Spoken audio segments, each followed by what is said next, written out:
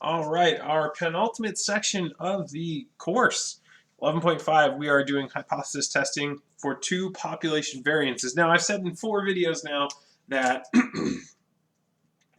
the objectives don't change for these sections. This is the one exception to the rule, and that is because when you test population variances, you need something called the F distribution.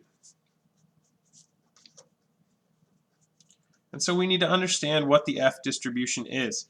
Now, do not worry. I know that this is the second to last lecture of the class. We are not going to go into extreme detail on the F distribution as we did for the Z scores, for example, the normal distribution. We're just going to introduce it because it is necessary to run these hypothesis tests. Once we've done that, then it's back to the same old, same old. We need to talk about what the test statistic is. Statistic, I think that's spelled right, and the rejection regions.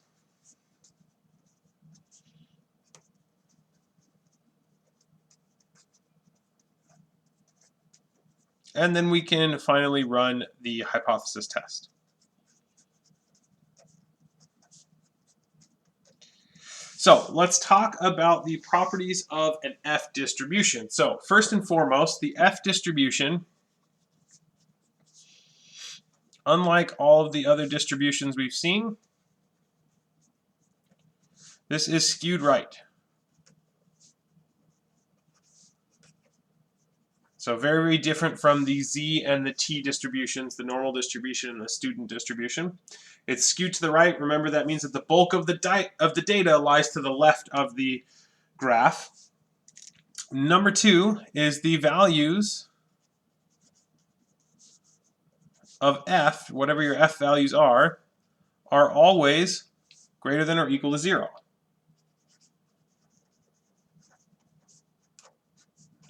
So you don't get negative F values where T-scores and Z-scores and chi-square values?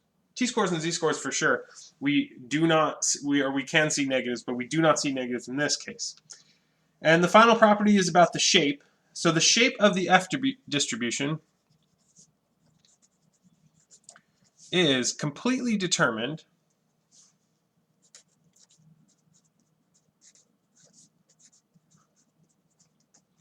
by 2 things. And that is by the degrees of freedom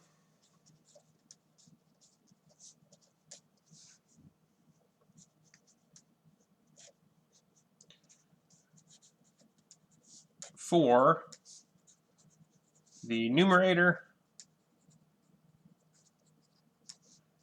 and denominator.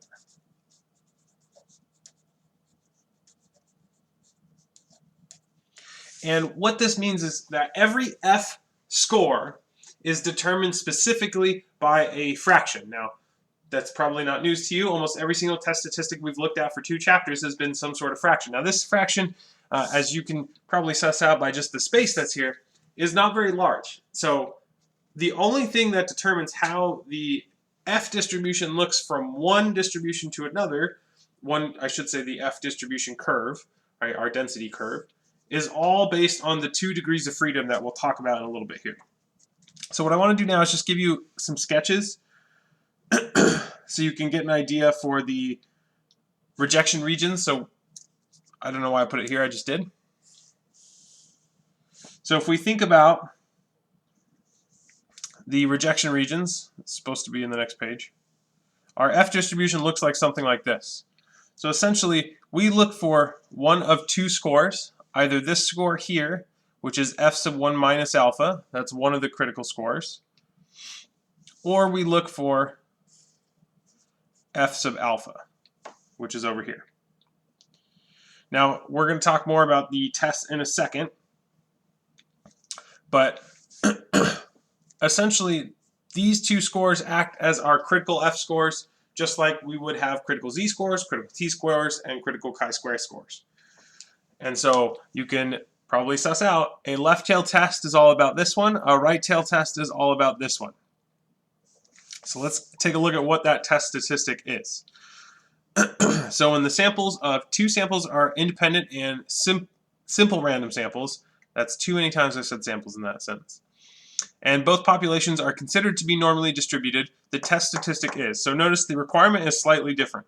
You have to have normally distributed populations. You can't just have 30 or more sample size. Our test statistic is an F-score, and this is equal to S1 squared over S2 squared.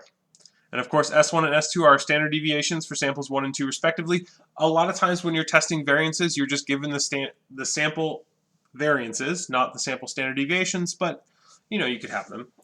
And the F distribution degrees of freedom, so the numerator degrees of freedom corresponds to the degrees of freedom coming from our first sample, N1 minus 1. And the denominator's degree of freedom is df2, which is coming from our second sample, N2 minus 1. So a typical degree of freedom value that we see, subtract 1 from the sample size. But our F-score is associated with both of these numbers, whereas in one section we looked at what's the lowest, in another section we added those two up. In this case, we look at both of those values. So let's turn the page here, and we can talk about the hypothesis and rejection regions. I think this is where I wanted to draw that thing. Okay, so for a hypothesis test, it still says proportions, variances. The null and alternative hypothesis for a left-tailed test is that H0, our null hypothesis, is sigma 1 squared is greater than or equal to sigma 2 squared. And the alternative then is that sigma 1 squared is less than sigma 2 squared. So this is a little bit of a departure to what we've seen in the last 4 sections, where we have one thing minus another thing is greater than or equal to a value or 0 in most cases. We specifically compare the variances in this. We are saying the variances are different. And we're not just looking at their difference. For the right-tail test, I'm sure you guessed it, it swaps these things. Sigma 1 squared is less than sigma 2 squared. And the alternative is that sigma 1 squared is greater than, this should be less than or equal to, greater than sigma 2 squared. So reversing the direction of the inequality. And of course, for the two-tailed test, the null hypothesis is that sigma 1 squared equals sigma 2 squared, and the alternative is that sigma 1 squared does not equal sigma 2 squared. So, you may be wondering, why would you do this? Well, in addition to wanting to see if the variances are different with standard deviations, because if the variances are different, then so are the standard deviations. We don't usually test standard deviations. Then, this can inform another hypothesis test that you may need to run. As you may have noticed in 11.2, if we have equal or unequal variances, the test statistic for those means changes. So if you can run a hypothesis test and be a certain level of certainty agreed that the variances are different, for instance, then you can use the easier test statistic for population means.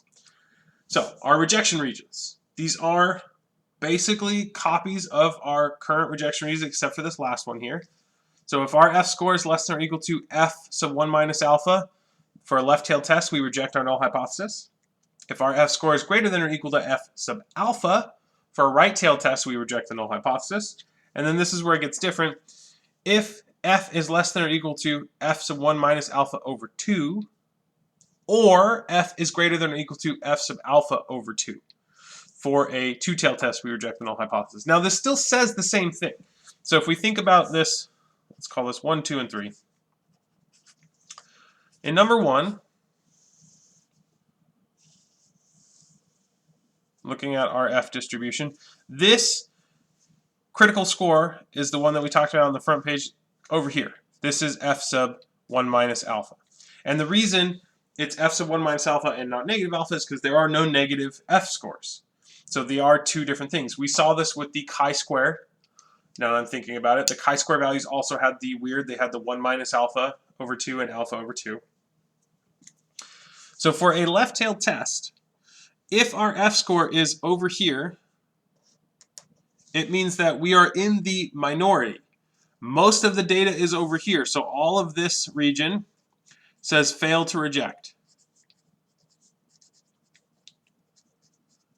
our null hypothesis, whereas over here we reject it, like it says right here. For number 2,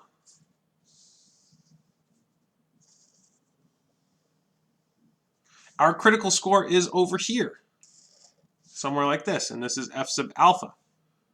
And again, it says if we're over in this direction, we are in the minority. Most of the data is here.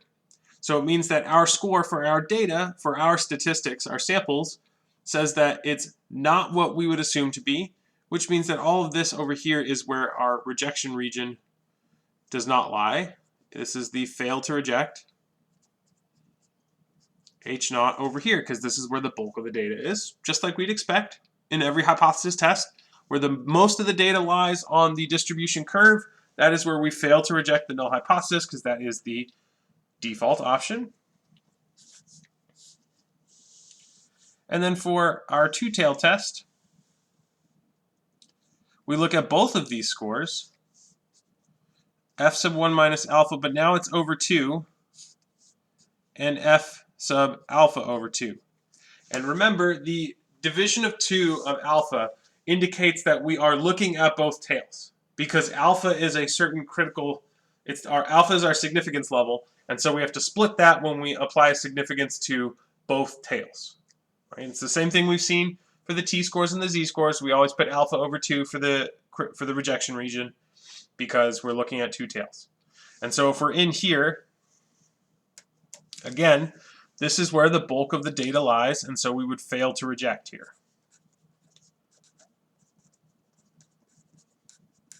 Because that's what we expect. We expect most things to lie there. So if our F score is in this range, that's what we would expect. It's the default.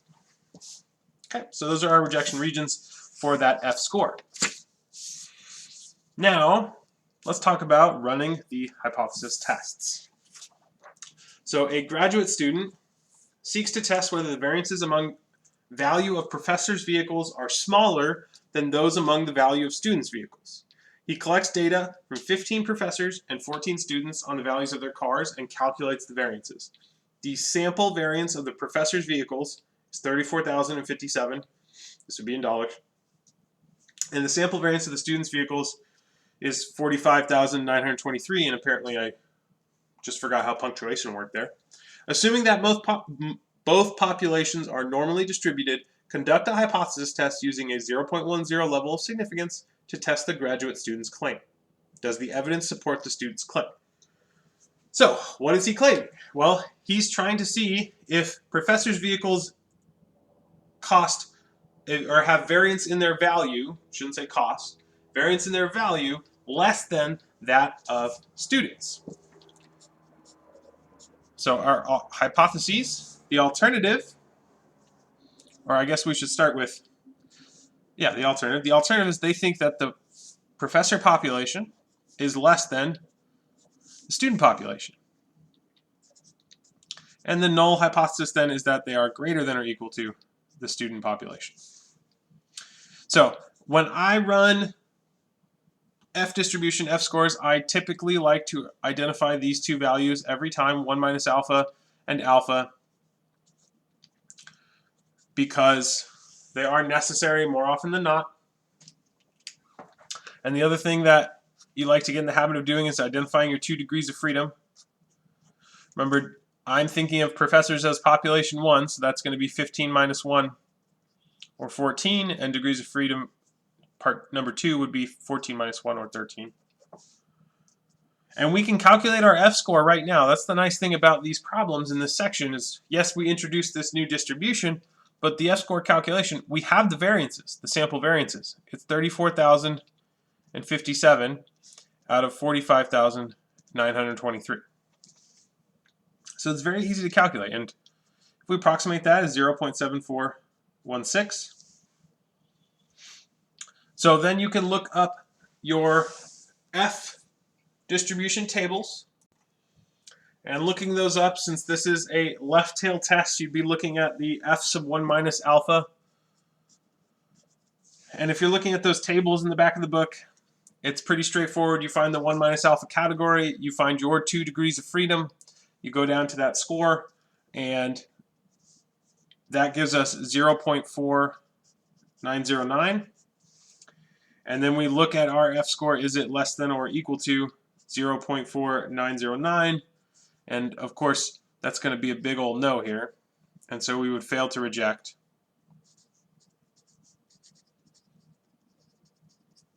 Our null hypothesis. Now, if you're doing this in the calculator, we go to stat, we go over to tests, we go over to the 2-sample or 2-samp f-test, and by over I mean down. Make sure you have the stats option selected. Make sure that you enter our info into your S1, S2. So this is S1. I'm sorry, this is S1 squared. This is S2 squared. The nice thing is if you're entering this into the calculator, you can just do square root of 34,057 into that value, and then when you scroll down, it will change it for you automatically. Make sure that you have the right test selected. We are less than sigma 2. And then you hit calculate. And it's going to spit out that F is 0.7416. It's also going to give us a p-value, 0.29. And I like the p-values again because it's one look. We look at our p-value, 0.29, comparing it to alpha, 0.1. This is greater than alpha, which means that we fail to reject.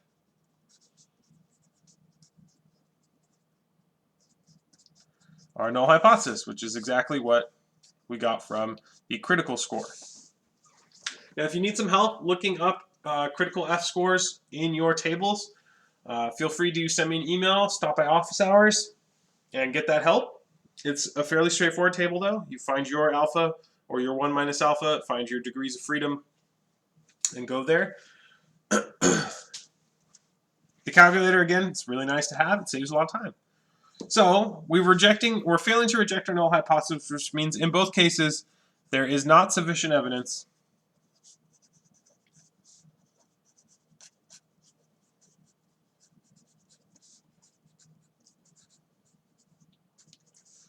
that the claim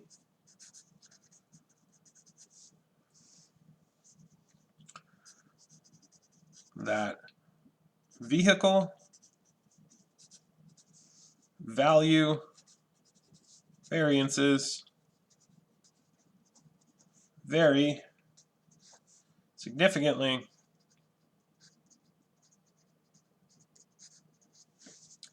among professors and students.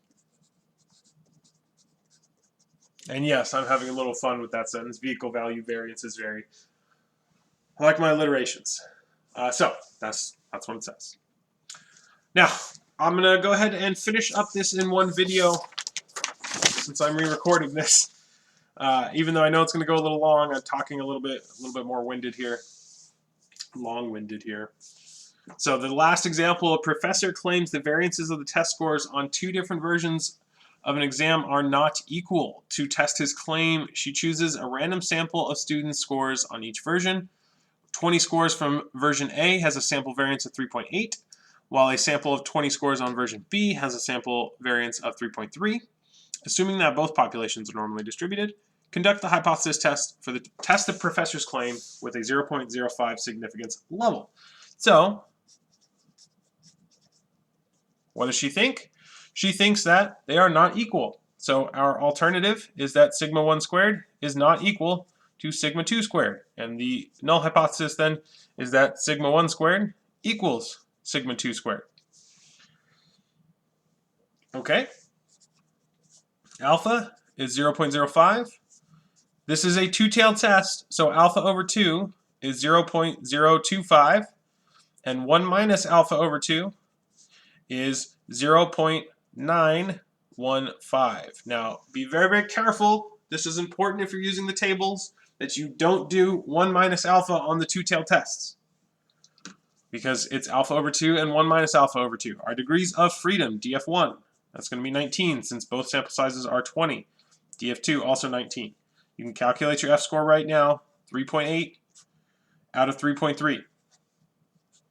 And so approximating that, that's 1.1515, 4 decimals there. Now, I like to do this because I'm going to use the calculator, but I like to calculate the F-score. It's relatively simple. You already have the variances, you just divide them.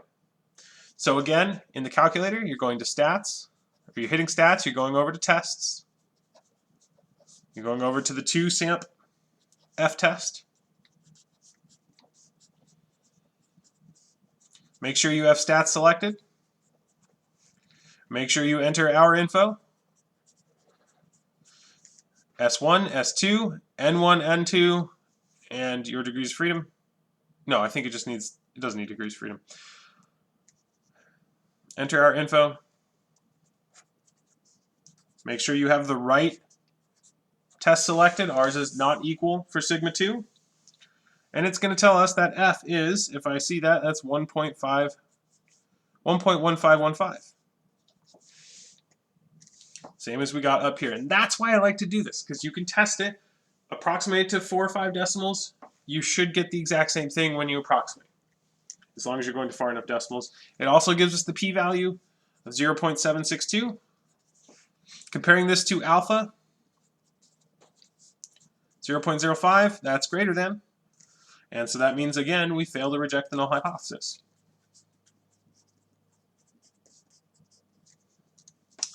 So once again, there isn't sufficient evidence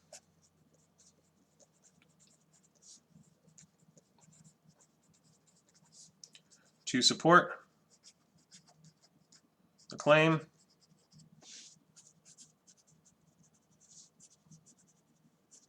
that the variances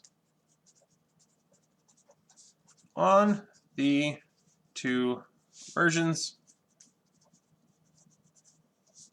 of the exam are different.